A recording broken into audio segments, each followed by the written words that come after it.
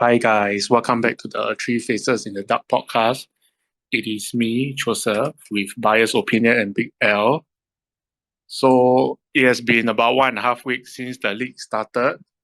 So we'll start off with our current build. So I'll start first. I started with Stormburst Totem and then recently transitioned into Freezing Pulse Ice Spear.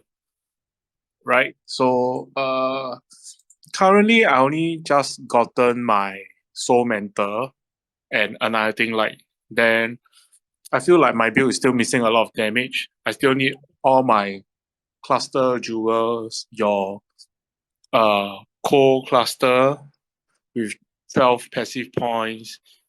And since I'm playing projectile, so I will need the projectile cluster, medium cluster, with the repeater and uh I I probably eye to eye, I can't really remember. But and one of the sleepless sentry for onslaught. Right. So currently we have been quite poor this league. So I'm just trying to gear this character up. Right. What about L? So I'm the only one among three that has been playing the league more relative to both of my fellow podcasters. But sadly to say, I set out day two and day three pretty much because of a technical issue with my computer. So I'll start with the build that I'm playing. I'm playing a build that I'm quite familiar with, but not on a ascendancy that I like. I'm playing Explosive Trap, and I went with the Trickster variant this time.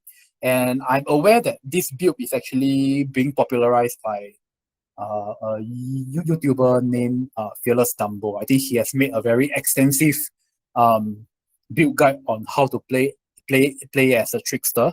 But I didn't follow his guide because my trickster was always looking to change to a Hex Plus minor. Yeah, so the whole explosive trap was just a way to late start to get my starting currency and before I change it to a minor. Then to say about late start, like I say, a bit not as good as I kind of expected it. It is a bit of a poverty league this time, and plus the fact that because I'm missing out day two and day three, I feel like a lot of progress that I was supposed to make that I usually make on day two and day three, sniping the things and reselling them later, got delayed. So the overall wealth this league is a bit on the lower side, but I'm not complaining because I don't have my computer suddenly worked again, and I don't need to spend real money to fix my computer. So I guess that is a blessing in disguise. Yeah, so that's good. Yeah, I think that's all about my league start. I'm more interested to talk about what I'll be playing next because I've been playing this Explosive Trapper for a while and transitioning to Hex Plus Minor to complete all my stuff. So maybe we can hear from Bias on what he's playing. So I'm biased. Only one here who plays minions. So so I league started with Carrion Golems. Honestly speaking, the leech from minions is not overrated. It's actually really strong. But the problem is I'm not that hardcore of a minion player, and I don't really have convocate. I don't have the convocate instincts. So when I run into packs, I still die. With Petrified Blood though, with the Leech, it's pretty strong. Don't use multi-strike for Carrion Golems. It's a path of building. It's a path of building bit. Don't do it. It actually messes up the clearing quite a bit, but it makes the single target really strong. So it's the first time I've seen Arakali get deleted twice. So Arakali, but that's only the campaign, right? Yeah, in X. But I think Karen Golem's start would be better than expected if it was a bossing league. but our current league is a mapping league. So I don't see that much benefit in doing Karen Golems compared to more to stronger mappers. Right. I'm also thinking of like changing my build later on. So I think we can talk about it later. Yeah.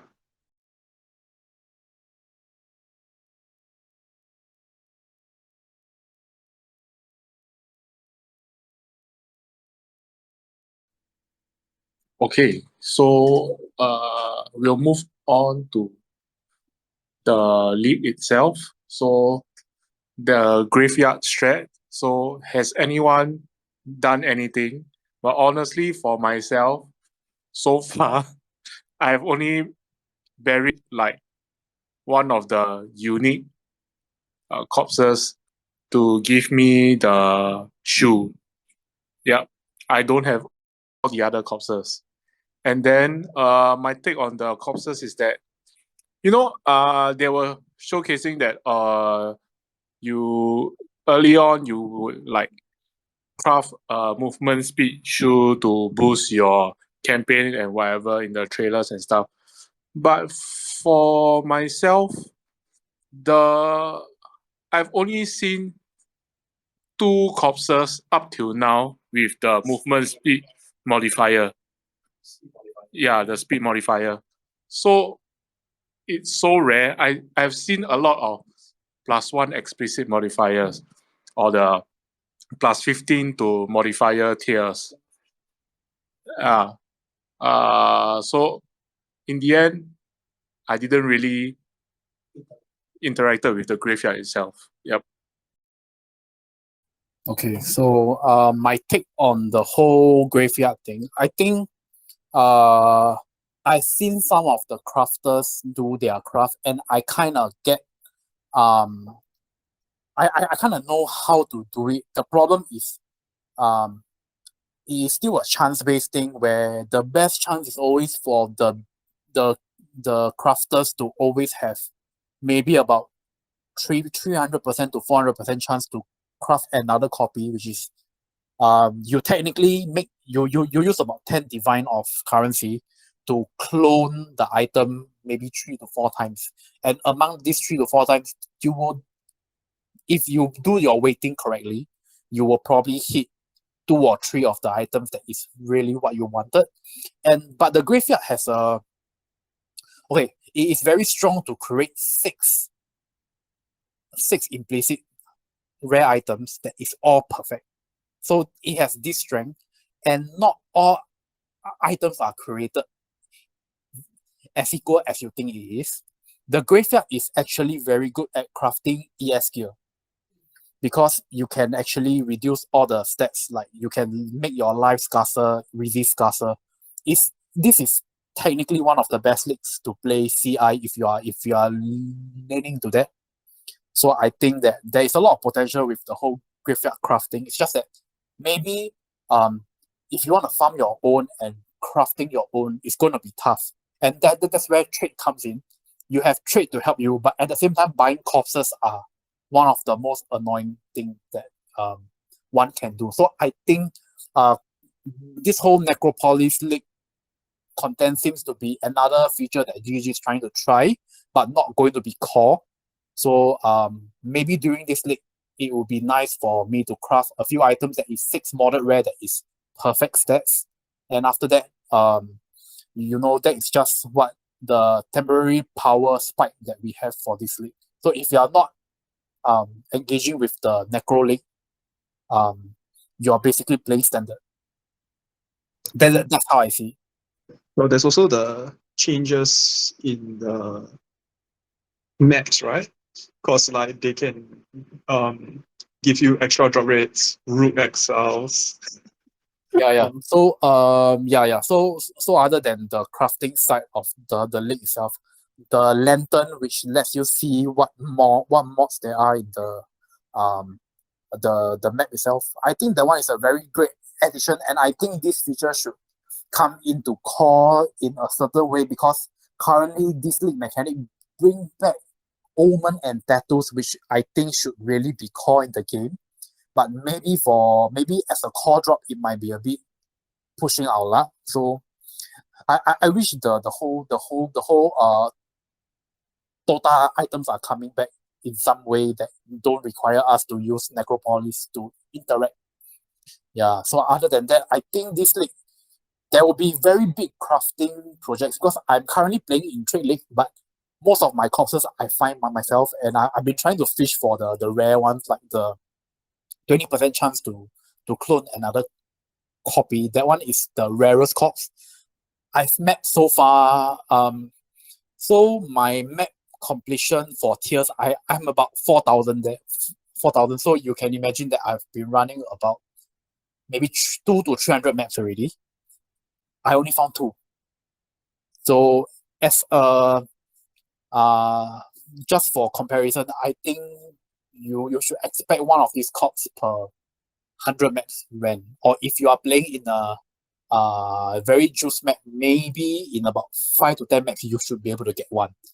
Yeah, and the thing is, my tree is spec to find corpses, so I'm not sure how rare these corpses are to find as a solo self-found kind of environment thing, because generally if you want to craft things you really have to invest a lot. Like I say, one plot of the whole metacraft is about 10 divine, so if you got 10 divine to spare, I think in the long run it saves money. But I'm also aware that some people are not willing to spend about 10 divine to not confirm to get something that they like. So there's this dichotomy there where people don't really want to spend much, but like if you actually spend this much, you may get more in return, and that's where I think a lot of players see this as friction and they don't want to interact. They would rather just get the corpse and sell it for maybe two divine. Yeah.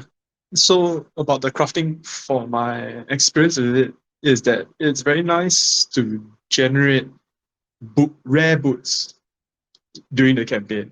So because you want movement speed, right? So you will never get a speed corpse when you're leveling trust. Sometimes you get 1 or 2, maybe. Yeah, but you can use it to just keep getting boots. And this was before the buff. So after the buff, right, when you can actually use decide the base type of the item, I think is really, really big. So the example I have is Bone Shatter Slayers. Bone Shatter players in general, they want a Desperate Axe. So you can target craft a Desperate Axe, which is quite big in my opinion. And then it gives plus 5% to quality also. So when you're creating it, you can instantly create a 30% quality X or ES base. Actually, an ES base would be quite big also this league. Yeah. So I think if you play mini or basically a build that uses a weapon, non-spellcaster, which requires a specific base weapon type, I think this might be quite big. Yeah, especially for the example I use is Desperate X, but I'm pretty sure the bows also have something. Maybe like Spine Bow. The bows got Spine Bow. Pressurized which is high space. You can high space. Oh, you can use high space. Okay, this freaking broken. You can use one.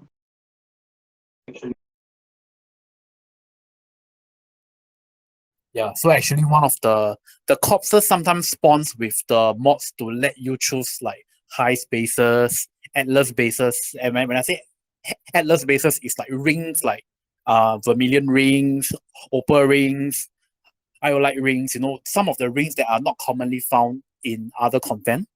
So you can actually craft on that. And I've seen belts that is Stygian Vice. So you can actually craft that. Yeah, so there is a lot of ways to maximize the graveyard crafting if you actually invest in the time to buy the corpses, because I'm sure for Trade League players, you have the advantage of trade, use it. If you are solo self-found, then you really have to do with whatever corpse you have. Yeah, so there's a lot of potential in this league. Right after they buff everything, like you can choose your base types, you can they separate they consolidate all the mod ratings together. It used to be that mod ratings are all separate, caster got their own mod rating. Then the casters, attacks, all different mod rating. But now it's just generic 50. Yeah.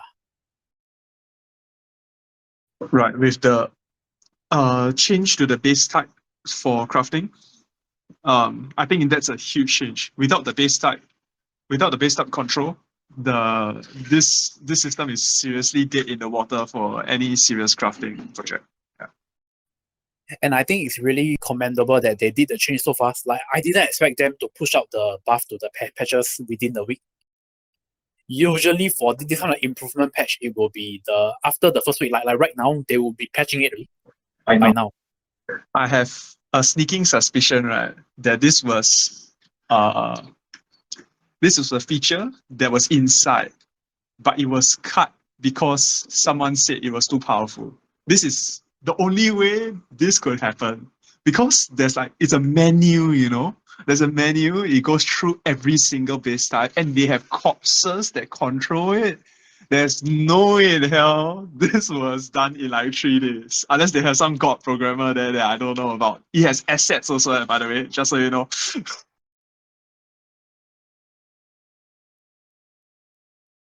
This is my bias against GGG. I think there are designers there who are anti-fun.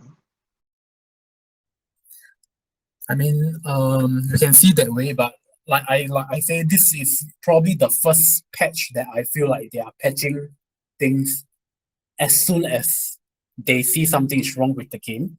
And this is something that we will talk about for the Atlas strat that is broken for the past 2 to 3 days. Should we go into that now? Okay. So the strat that I'm talking about is actually a raw exile strat that people have been running on a T70 map. So I believe Grimro has talked about it. So basically you run the whole Atlas tree full of broad exile. You run it in a T70 map, and all your favorite map, you have to choose things that have maps that have good diff cards, like the apothecary, the doctor, the fiend, patient, the nurse. Basically every unique that is that have good diff cards, every map that have good diff cards. You use a combination of the Scarab of Curation, the diff Scarab of Curation. Then there's one that gives you the full set of diff cards, and you use, I think the other two you use it with more raw exile. So basically your map you just keep bursting with raw exile, and it's a very dangerous map. So you really have to use very powerful builds to beat it. And what the result is that it will, because raw exiles are unique monsters, so they have a higher hidden value that drops better items. And the fact is they also play with the Seance, which is the possess mods. So I think Seance with another Atlas notable for the possess monsters actually give them 30 more corn. So everything stacks up, and generally in the map itself, they will get like maybe 40 to 50 raw divines. And because of this strat, the curation scarab went up to like 40 diff per scarab. So it was a bit game breaking, and I kind of liked it that they patched it today, so that there isn't a crazy inflation of, because what this scarab does is that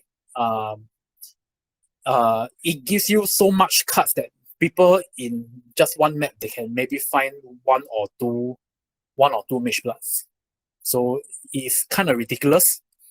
And I like the fix, because what I see is that if people have the access to curation and to farm the ways to farm this map, it means that the top players will get super rich, while the people who are at the normal, like for us, we are just normal players playing the game. If we don't get any of the jackpot hits like the curation scarab, we are basically going to get priced out eventually, because the rich get so much richer than they are supposed to be. Yeah. And the fact that they changed this whole thing means that the price of the scarab went down all the way to what? To 8 diff, right? I happened to get this scarab before they make it so much rarer, and I sold it. I think the day before, when I think the people are starting to pick up the whole strat, I sold mine for 14 divine, which at that point of time was whatever that I have. It has the same value as the amount of divine that I have in my storage. So yeah, it was quite a surprise that I thought no scarabs could be so expensive, you know. Yeah, so I'm glad that they really changed it, because I really like the whole balance change this league so far. Like they don't want to screw up the economy, like how affliction was. The whole but the whole thing about affliction was a bit different, because everybody was rich. This one was clear. The divide was very clear. The top players who are playing curation is too rich, and the bottom players are just scraping by. Yeah.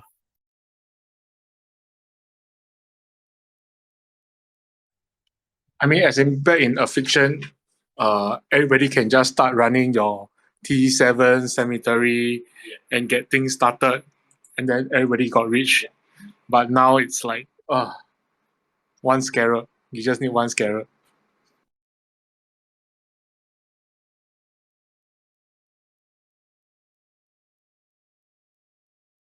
Well, I haven't been juicing my maps at all, but I think looking at the prices, right, it looks pretty.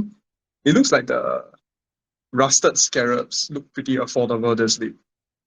Yeah, which is quite interesting. But it's also one of those things that like it might not be as strong as before due to the buffs of the chance to have the content. Yeah.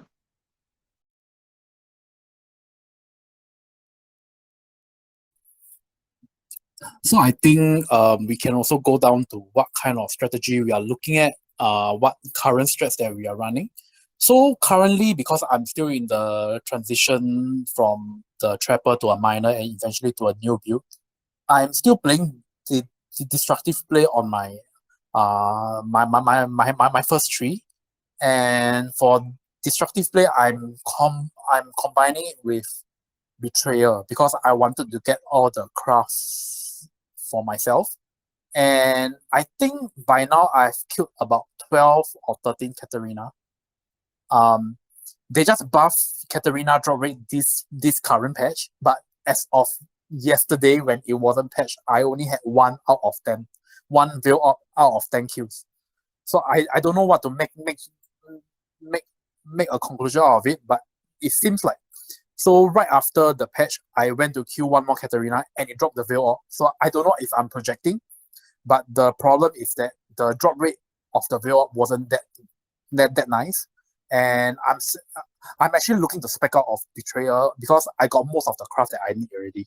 So looking at the prices of the scarab just now with my 2 podcasters, I feel like there's a lot of potential for a lot of the lower price scarabs, because the way that I see the scarabs that give you the guaranteed content, those scarabs are actually they don't need to exist anymore, to be honest, because the opportunity cost of you using this to access the content, whereas you can use another scarab for the scarab slot, is actually a big opportunity cost.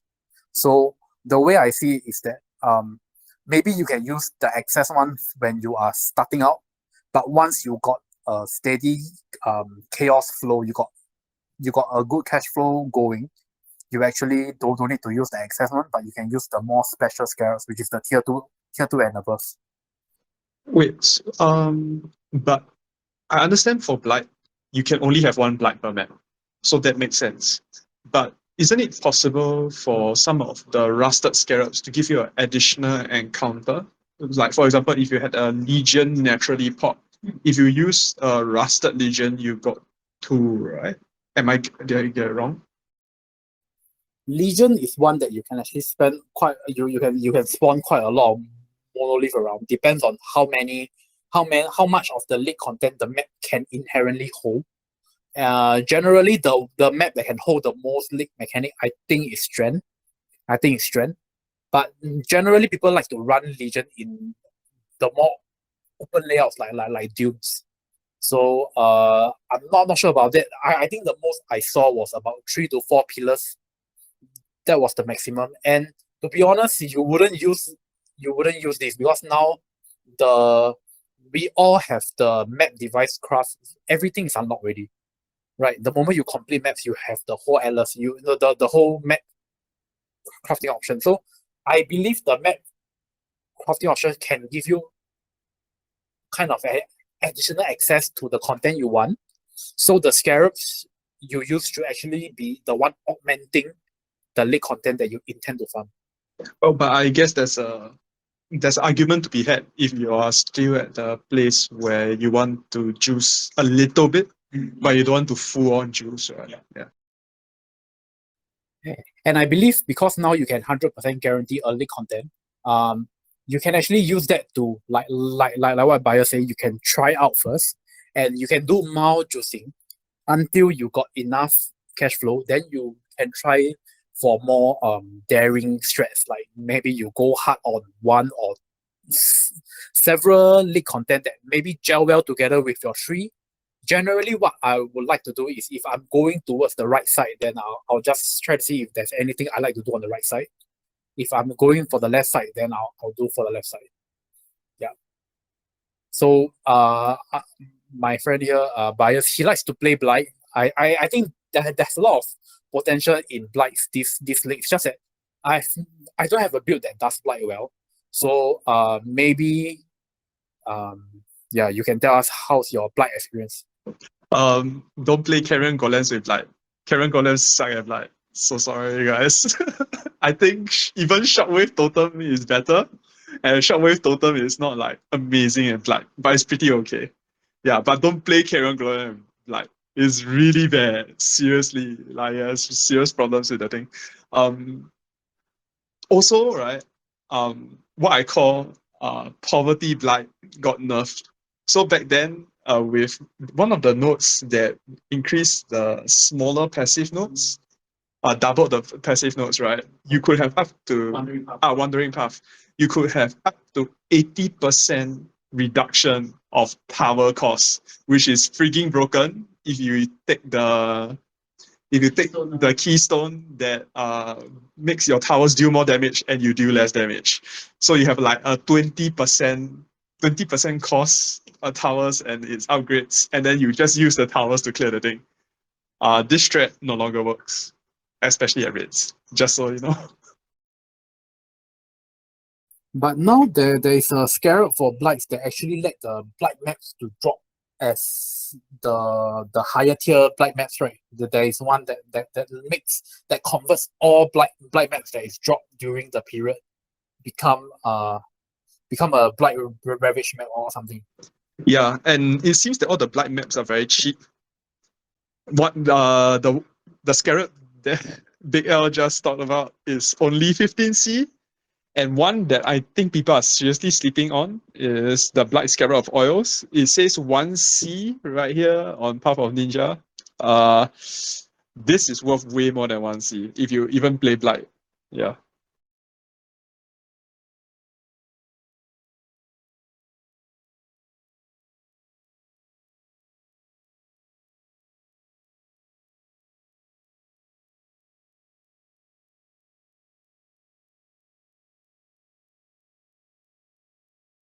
Yeah, we are looking at the Blight Ravage maps.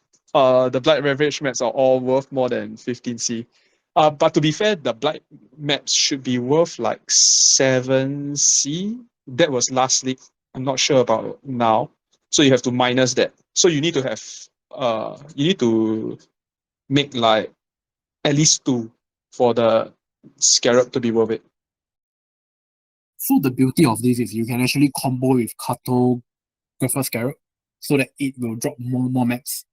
That is how I see it. I think it can be done.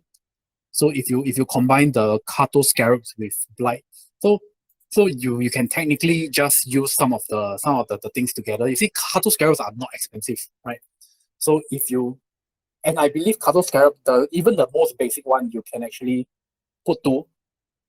Yeah. So if you are doing everything that is like you are just churning out Blight Ravage map, I think it's worth it to consider like a few Kato Scarab with the blooming Blight Scarab. Yeah, so it converts all the Blight Ravage that is dropped, the Blight maps into Blight Ravage. We will need to confirm if the Kato Scarabs work though. Yeah. I mean, it's PoE, right? And the fact that there is also another Kato Scarab that's duplicate. Can you imagine if you duplicate the...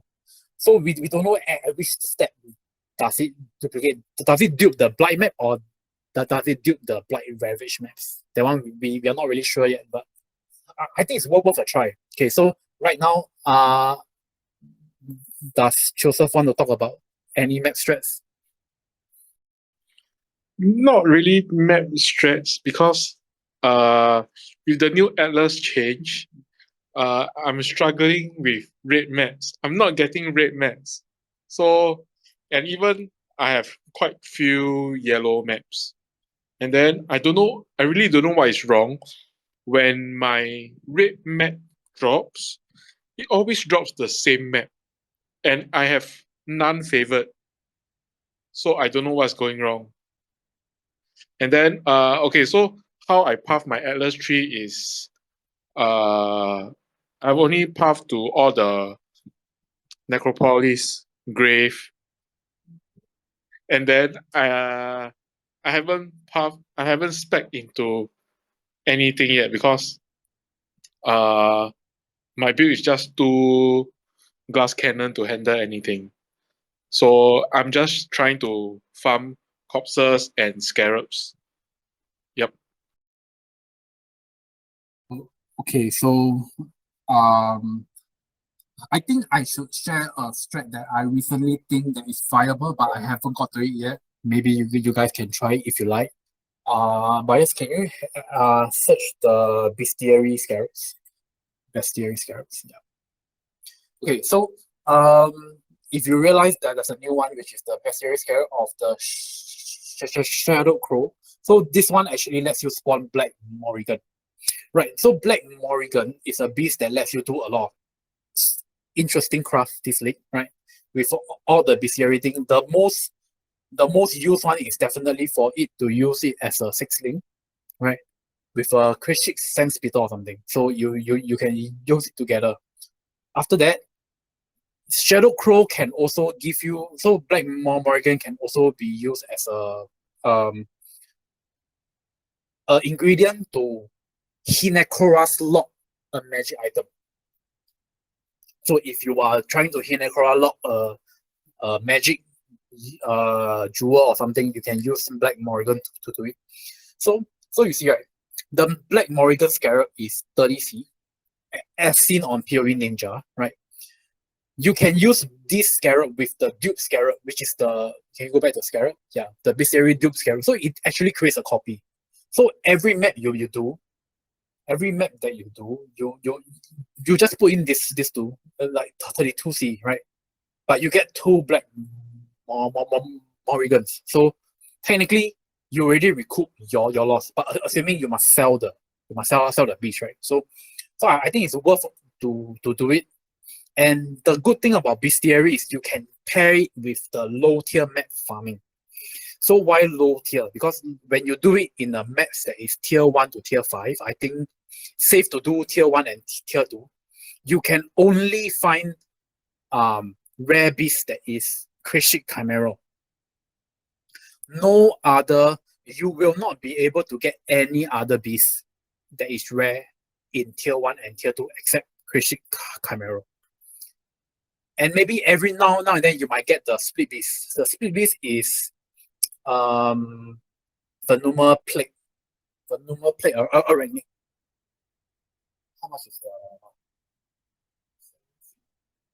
okay, so the constellation is 7C. So if you add everything up, so a scarab that runs bestiary, every map you go in is about 35C, right? 35C.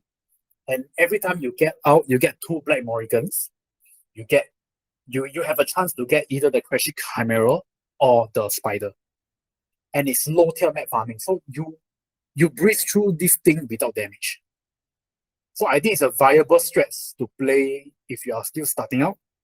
I haven't got to do it, but I do have a few things that I want to 6-link. So I may look into that. Maybe create a few Black Morrigans for myself to craft, right? And then I'll sell them.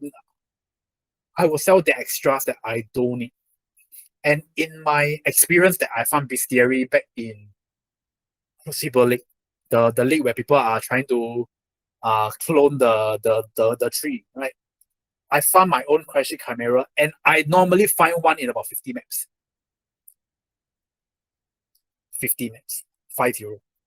So, and I was blasting T2 maps easy. Because my build at that point in time was a level 98 or 99 Inquisitor. I was running around just killing. You don't even need to kill the boss, because the boss is not going to give you anything anyway. And if you are in tier 1 or tier 2, chances are the map's going to be cheap. If you factor everything together, generally the products that you get from the map itself should cover the cost.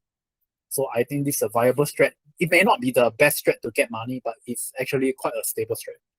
Yeah, because you are providing the things that people want to craft things on.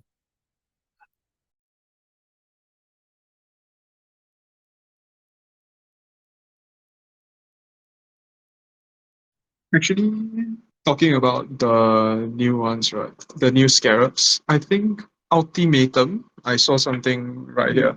Ultimatum Scarab of Bribing. This is actually not bad, because the number of rounds, as though you completed 2 additional rounds, this is actually a huge difference. You start at 3, but there's Atlas passive that lets you do the do more. I'm not sure, but it also has the same thing, so it should stack. So and also most of the rewards are gained in the later rounds. Is a very big difference, because the early rounds usually give you trash, which is sometimes okay, but like it's the later rounds where you get the catalyst and the real jackpot. So I think this might be better than people give it credit for. With the spike, it seems that people are understanding it is. Yeah. I think this one is the best one, the second. Oh, the unique boss one, right? Yeah, but you got to kill the unique boss. But yeah. So the way I see it is the ultimatum encounter, although I had a very good run last league when I was doing challenges, because I managed to get the mirror card, 2 of them from ultimatum. The thing is that I believe with this scarab, because you are always guaranteed a Trial Master fight, you can see that the scarab is at 18C right now. And if you go to the unique armors, the Maxu Halter shield, it really depends on how much the prices of the Head Forge is 23 divine. Okay, that's cool to know. Maxu Halter is 3 divine. Right. So technically, if you run 10 Trial Masters, that like you have no problem clearing Ultimatum and Trial Master itself. I think among the 10, very high chance you'll get one of the shield already. Yeah. I think this is my favorite scarab though. It's like it's one of the expensive looking scarabs, but it's actually worse because it changes catalyst to ultimatums, and you want the catalyst. Isn't that Yeah, but that one's actually expensive.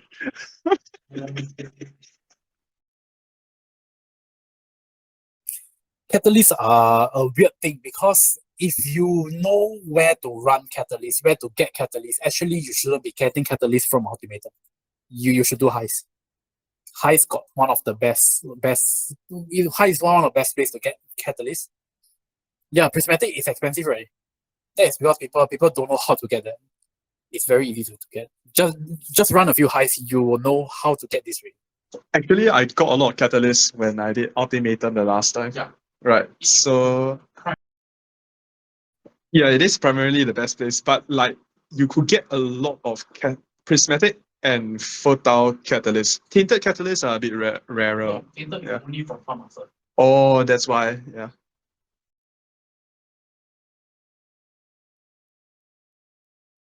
Well, I can't believe Prismatic is 16C. Actually, I should go and farm Ultimatum already. Holy shit.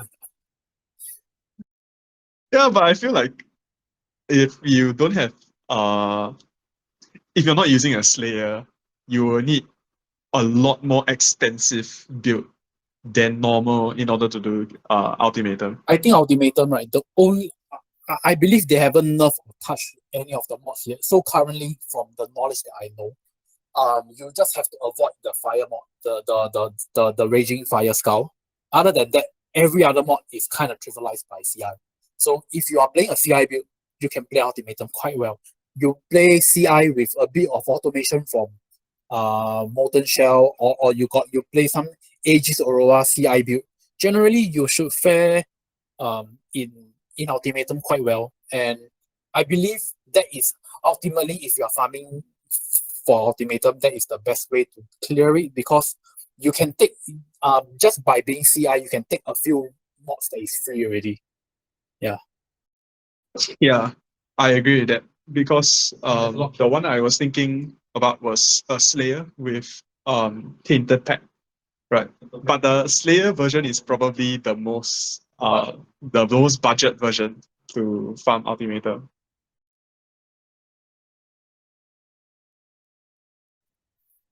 Can we take a look at Nimis? Unique is under unique accessory below. Yeah. So Nimis has become one of the most premium drop in Uber Eater, right? It's 35. Oh, there's a big dip in the price. Yeah, that is all straight, because so if anyone don't know yet, the Nimis card hasn't been taken away. The Nimis card is still dropping in Residence, so you can farm that map if you want, right? But it's very rare, and I cannot believe it. So some of the uniques are reworked this league, right? Yoke of Suffering is 6 div. I cannot believe it, right? Yoke of Suffering. Do you know why it is 6 divine? Because it is a tier 17 drop. It can only be dropped in T17 maps. And currently, Yoke is very popular in builds because all the detonate of chain reaction builds are using this. So it's a meta unit currently. If not, I can tell you next league, if GG ever decides to nerf detonate day, this thing will be worth 10C. Yeah. Well, but Yoke of Suffering used to be meta unit when it was first introduced, if I remember correctly. It used to be a Elder Guardian only drop. So at that point of time, it was already okay. But back then, like, just because you can only have it used to be only a fixed value, which is 5% increased damage for each type of ailment. And back then, they didn't have Scorch, Set, and Brittle. So at any point of time, it's only 15% increased damage taken, which was a big deal back then, but people didn't really use it that often. It was normally people just pick up something new. Maybe they haven't seen all the same bases. They haven't seen this before, right? But currently, Yoke is very pricey because it's a meta unit, and at the same time, it is also a T17 unit drop. Yeah. And I also want to highlight another T17 only drop where I think it's a bit underrated. Can we look at unique weapons? Maybe you can just find the ducks here. So the ducks here, right? The ducks here at the current price is about 1 divine. So what ducks here gives is that you can use it as a stat stick for offhand. It gives you 2 to all spells fusion. So as a budget stat stick, it's very strong. And the fact that it has Malediction on hit, right?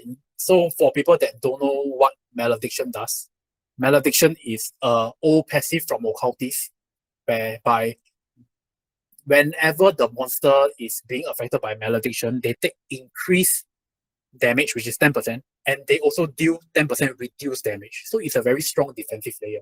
And the fact that the scepter also rolls 2 out of 3 mods, so you can either get with the variant that has energy shield life, energy shield mana, or life and mana, right? So you can just take it as like it is a shield. Like if you're level 100, can you imagine this Dark Seal will give you 200 life and 200 mana? Actually, right, I think one of the things that's interesting is that its requirement level is level 32. So it's also a twink item. Yeah, I'm thinking to actually buy one of these to like level my character as well. So, it's pretty strong. Sorry? You can buy two, alright? Then you use a +4 levels. It's a bit not worth it, but It's not worth. It's not worth. Yeah, just one will do. Yeah, just one will do. And the fact that because you can also use it in the main hand if you are a lip slam enjoyer, you can use this as a lip slam kind of thing. Or if you are, you can treat the Dark Seal as a shield. It's like a pseudo shield, you see, but with +2, right? Then anything more that we like to highlight, or these are just some of the things that I thought of recently because I thought like people were not looking at this. United in Dream. Drop some more, drop some more. I really want it.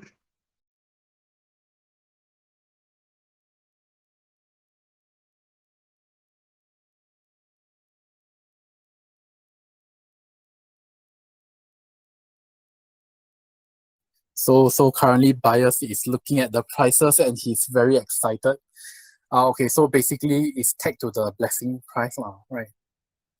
So okay, I think we can also do a simple analysis on what are the current prices, how are the current prices looking, right? Can anybody believe that Veil Orb is actually 4 divine?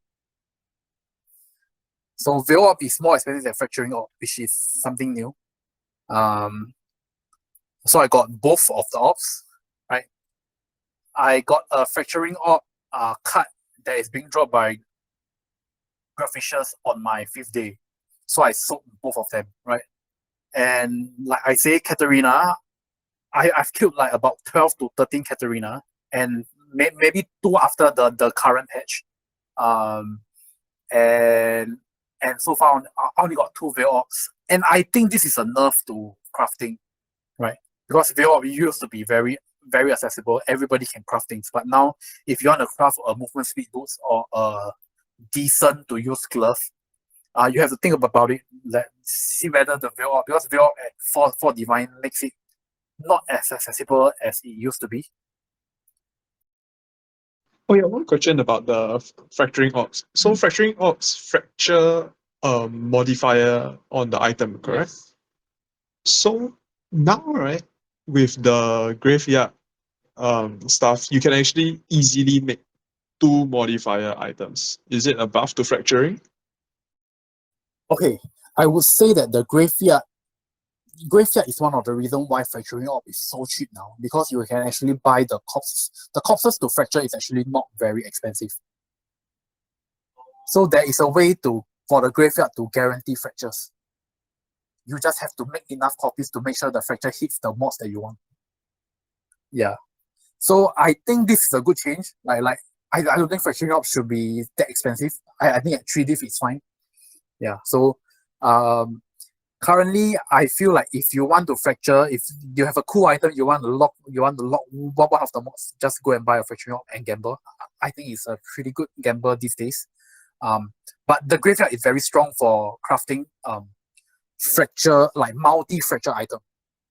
And when I say multi-fracture, I'm looking at things that are very easily crafted, like double +2 amulets. Fractures are very easy to get actually, if you know the recipe to do it. Then teach us, Sensei. I think we can, but this one is quite a lengthy process because you have to go to Craft for Exile and actually put in all the numbers. So maybe we can do it in the next podcast where we actually delve deeper into how to craft with the Necropolis Lake. Yeah.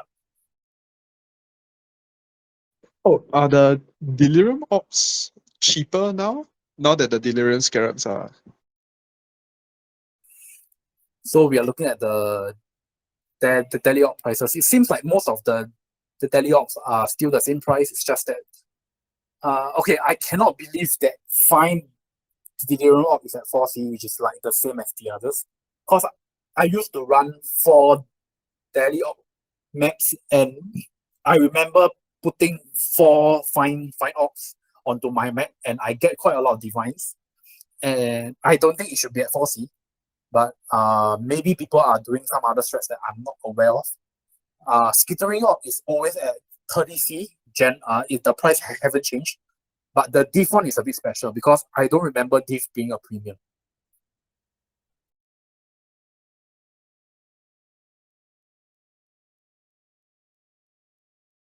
Yeah. Then are we still covering scarabs?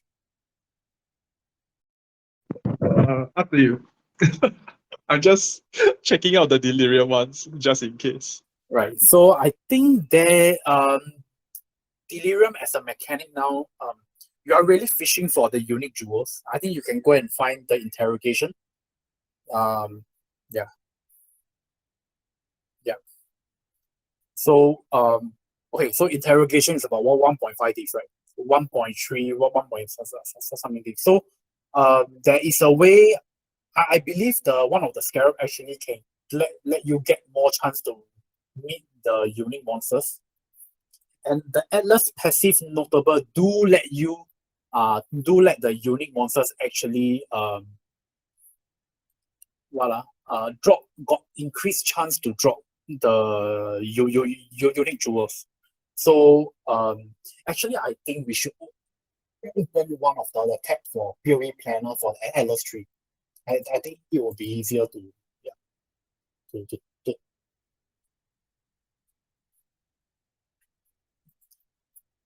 we just go to the Atlas tree. We can find the notes. So delirium, that one, the small circle, no, below. Okay. Yeah, that notable here. Yeah. So see, delirious unique monsters in your map have 2% chance to drop additional cluster, and so if you can keep guaranteeing Colsys and Omniphobia to come out, technically you can fish for the interrogation. So it's an easy way to get things that you want. So I think the changes of Scarab is actually very nice. You can actually fish for things that you want. It looks like the scarab you're talking about is quite cheap though. Yeah. It looks like nobody got your strat yet. This is not a strat. This is primarily still a more solo self-found way to get the items you want. Yeah, it's not guaranteed, all right? So you have to fish for a few of the, you have to keep doing until you get it. Yeah. So I mean, if you are a strand enjoyer or you are a generic, like you like to run long maps that have a very good layout for delirium, like maybe tropical island or strand, you can try for this. You can get the bosses to drop unique jewels that you are fishing for. So I think this league is really a fishing league. Like you really have to fish for things. Like the first 3 days of the league, people were trying to fish the ducks here. People keep burning maps just to see the ducks here. So as a personal recount, I have seen the ducks here 3 times. 3 times, right? First time I took a Ref Piece Globe. I think second time I took Soul Taker. Soul Taker is T0. Then the third time I think I took a Call of Brotherhood. That was the best that I can do from the things that they were trying to give me, right? I only saw him once in X.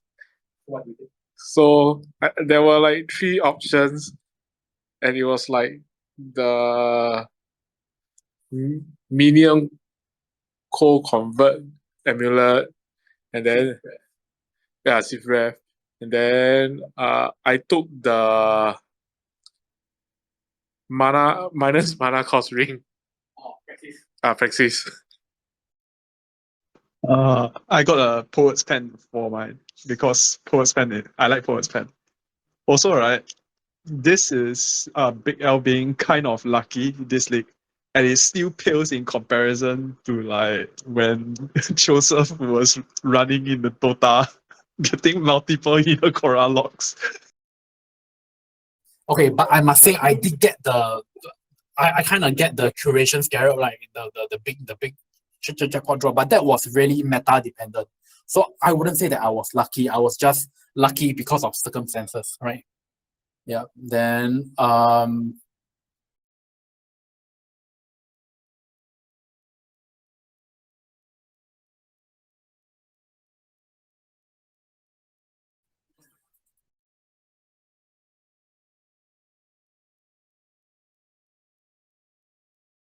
okay, so I think we have gone around to talk about, like, we have been surfing through PoE Ninja talking about prices of stuff. Like, we are quite excited to actually play the league. It's just that currently I feel like even though I have a bit of currency here and there, but I think buyers and Joseph, they are complaining about their whole currency stash is not really that it's not looking too good. So they can't they don't really want to reroll as of now. But I think we can talk about the builds that we are looking forward to play.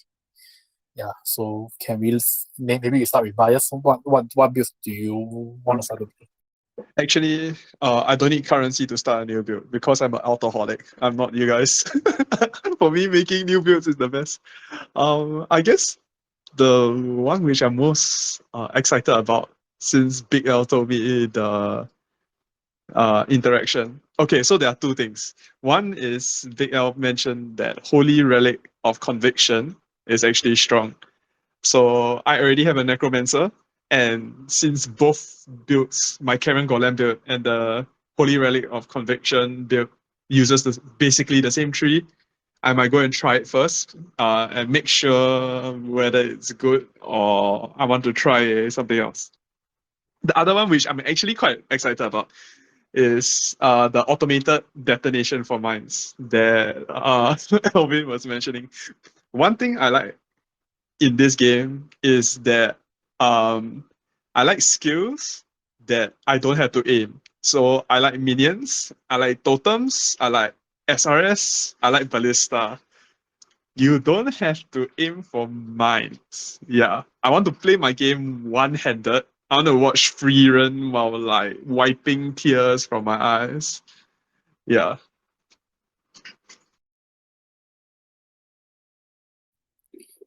Currently, I'm still trying to invest more into my Ice Spear Totem. So, not no next build for me yet. We'll see in the next podcast. Honestly, right, I can't believe Joseph doesn't play Shockwave Totem. The moment he says totems, right, I keep telling him Shockwave Totem, Shockwave Totem, Shockwave Totem. He wants to use Annihilating Light for reasons I do not understand. I'm quite sick of Shockwave Totems already. I've played like fire version, I played the cold version, I played the poison version. Yeah. This is my fourth league playing Karen Golems. It's not gonna stop me, bro. You do you. So that's what you all are thinking to play? Okay. So just now, because before the podcast we were actually having dinner talking about PoE. Then I did introduce some of the concept to buyers, and apparently he likes them. So currently, I think the minion archetypes has two very strong outliers. One hasn't been realized yet, but the other one that has been everybody has been playing is Bama, which is Blink Arrow and Mirror Arrow, and specifically the Bombarding clones. That particular one, not the Prismatic clones. So that one is very strong. Currently, I think the one that I saw was going around was using Vortexic Reef. So I think that one was, and I believe I saw Vortexic Reef is about a 2 Divine Bow currently. So it's not really too expensive to like start with. No, to actually start the build with. But you can definitely build into it. And Vortexic Reef has a card, so you can technically farm Rod Exiles, because Rod Exiles are the one that drop the card. Okay, I like to defend myself here. If you still want to play a minion build that feels like a minion build, I think Karen Golem is still very strong. Don't listen to this like Bama Holy Relic bullshit. Holy Relic is a trigger skill. It's not a minion build, bros. Right. So so the one that is more recognized is definitely Bama. But as of recent, I've looked at some of the minion creators, and they haven't been mentioning this, but I did see a video where they talk about how Holy Relic of Conviction works. Apparently, whenever you hit, I was expecting a melee hit, but if even a range hit do proc the spell Nova onto the monster itself. So I thought that one, that the fact that Holy Relic of Conviction actually does like a pseudo shockwave bottom with Astral Projector, I thought it's very strong. And looking at the flat damage from just the gem itself, I think at level 21 it's 2,500 at top end for feast damage. So there is two very obvious scaling. You can either go with the Necromancer with the Unholy Might Chaos conversion to play poison, or you can actually go with the Guardian and use Trial Script to convert everything to cold. And you don't have to use Hatred because you actually have the 3 small minions to provide you with the auras. So there is quite a lot of ways to play Conviction, Holy Relic of Conviction, and I think this might be the first league where I actually try a minion build, right? That's not a minion build. Also, Captain Lance has a Holy Relic build that he made before this changes. It was a Scion. Yeah. So you could look into that for some ideas first. But one thing I want to point out is that the Unholy Might is not bait, guys. Some people might have thought that it could have been a bit, but no, that node is actually really powerful, and like the poison is actually very legit. Yeah. And the life leech is also very legit. I know I mentioned this before, but one of the problems about minions is its recovery, and the life leech really solves it. Yeah. Yeah, so definitely I'm looking forward to actually play Holy Relic of Conviction. That will be my third or fourth build of the league. So currently I've been trying to transition my explosive trap trickster into Hex Blast Miner. And I probably will I'll probably be doing the conversion today, later when we get back, Then the next one that I'm going to do is Dagger of Blade Blast Detonation. So I'm obviously doing it with the mind, because like I have been trying to tell Joseph and buyers, like I think the current ways to play spell is not to cast it by yourself already. You have to put it in the mind and throw it out. And it's so much faster because of the fact that you cannot automate detonate mines. Okay. We knew hand casting was trash. Come on, nobody thought hand casting was good. Let's be real here. Right. But now that the way that the automation support gem actually helps with a minor build is that it procs, and without penalty, no cooldown reduction penalty, for detonate mines to keep running. So you just got to throw, and everything will come up. And the fact is that the mine throwing mines can be detonated mid-air. So it feels like self-cast, but you throw so much faster. I'm definitely gonna try it. Stop aging me. Stop aging me, bro. Yeah, so I will be playing the Dagger of Blade Blast Detonation. That one I will combo it with Astral Projector to play it somewhat like Shockwave Totem. But definitely the only key uniques in that build is actually only 2 uniques: Astral Projector and Valconus. Yeah, so that is a very budget way to start the build, but eventually I will be looking to craft a Heist Dagger, because I want to reuse the dagger for something else. The Heist Dagger, which is the pressurized dagger, to put triple alley, so that I can run no. I can run a Molten Strike Poison if I want to. Right. Right. So since I've never played mines before, what ascendancies were you looking at? So currently it depends on what spell you are trying to use. Okay, so if I am playing the Blade Blast of Dagger Detonation, and with Falconers I have to use Avatar of Fire. I've been thinking about this for the whole of yesterday and the past few days. The best ascendancy to play it with is definitely, it's controversial, but I think it's Raider. Raider, you just have to steal the Pathfinder Flask Sustain Jewel and you should be fine already. Yeah. And why Raider? Because Raider have exposure and frenzy generation. So it has quite a few kits that is going for it. What explosion? Oh, exposure. Because I was planning, because it is a pure fire build, I was planning to use alternate ailments, which is leadership price. Leadership price lets me deal conflux for Brittle, Sec, and Scorch all at the same time. So the thing about Scorch is that it reduces the monster's resist. Scorch is a separate debuff from exposure. So with exposure and you can also stack up with curses. So technically, Raider is quite a good build. So it really depends on which jewel is cheaper. You can play a Pathfinder with Raider jewels, or you play Raider with Pathfinder jewels. I think both are fine. Actually, Raider sounds very nice because of the movement speed and attack speed bonuses. The phasing, the onslaught, everything is. Raider has a very good kit to zoom, which I think a lot of people don't realize how strong it can also be in the end game. People tend to only look at Deadeye and Pathfinder, but people actually don't look at Raider that much these days. So I think Raider is actually quite good. At the same time, Mines currently you can also play as a Sabo or Trickster. You can play as Assassin as well, but I wouldn't do it because it doesn't have any defenses going for it. It's just pure damage. And to be honest, if you are using leadership price with Falconers already, then you don't really need more crit. Your Brittle almost caps up your spell crit anyways, so you don't really need to use that.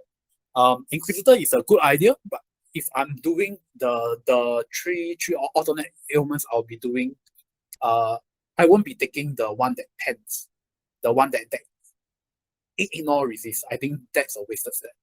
Yeah. So I think there is a lot of potential for this build. Like you can even play Chieftain, but Chieftain is lacking a fourth node. So I was thinking about it. Maybe it doesn't work. So still theory crafting in general, but that one will be my second or third build. I have actually just bought Awakened Spell Cascade because I saw that the gem was about 4 divine. Apparently Spell Echo is 50 divine. So this league is because everybody is playing the Ice Nova Archmage build, and that build you use Spell Echo. It's a very meta build. So naturally the support gem is expensive as well. So the way I see it is I'll be playing a Poison Pathfinder build as well. I'm looking to Blade 4 of Impaling or Read to play Poison. Yeah.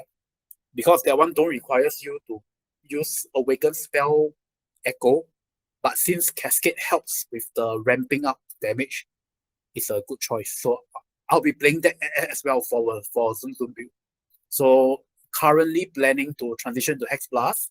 I'll be playing a Pathfinder for Poison, and I'll be playing the Holy Relic eventually. Honestly, if the mines feel good, I might just switch over the mines straight up. But does Awaken Spell Cascade or Spell Cascade in general works for mines? I think it changes the spell behavior, but generally people don't use it because you throw so many mines already. Yeah, so like people rather use more damage. Cascade don't really help you with damage unless you are self-casting, I believe. Right? Yeah, but I believe like when people were playing the VD Poet's Pen thing, they do put Spell Cascade with Desecrate and Volatile. So with Trigger it's fine. Because Mines is kind of like a trigger, right? So it should support. It's just that maybe it's not that efficient as the support link. Yeah.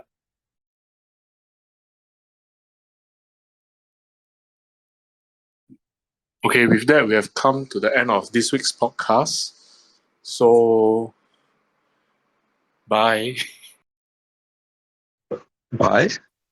Bye, everyone.